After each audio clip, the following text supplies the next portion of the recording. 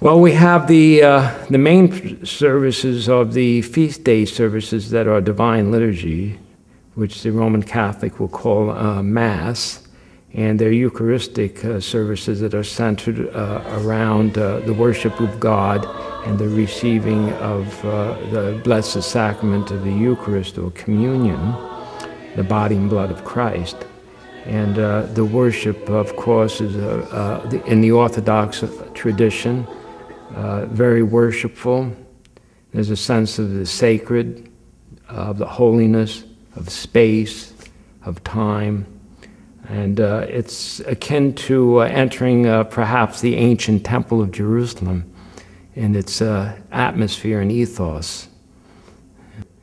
We have, sometimes we will have a Matin service. So of course, we have Matins on Sunday morning, and which is also called Orthros in the Greek.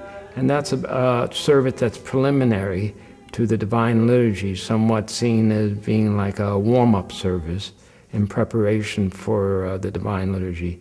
The Vespers Service is an evening service that is also called a candle lighting service. And it's a very ancient service that commemorates the beginning of the new day.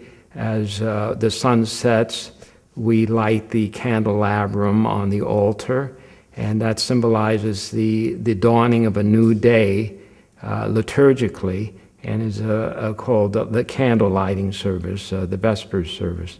And then there are also, at various times, we have the hours, which would be a brief service that would be done at certain times of the day, 6 o'clock in the morning, 9 o'clock in the morning, at noon, and at 3 o'clock in the afternoon.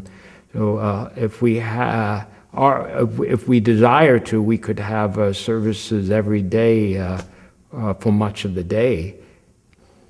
Well, the reason why we have so many services, or would desire to have so many services, we really would like to have more than we do, is because worship is a way of life. It's not a single event that takes place just at one point of our life during the weekend on a Sunday, but worship encourages us to pray and to recognize that we are always in the presence of God and should have a worshipful and a prayerful attitude.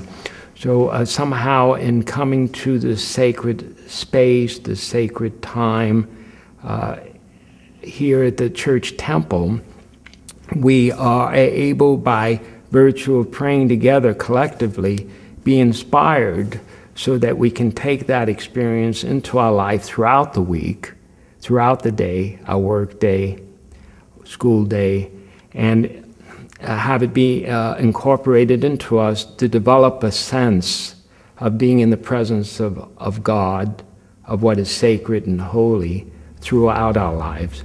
So it inspires us to do that. The more we worship, the more we pray. Typically, the more we pray, the more we worship.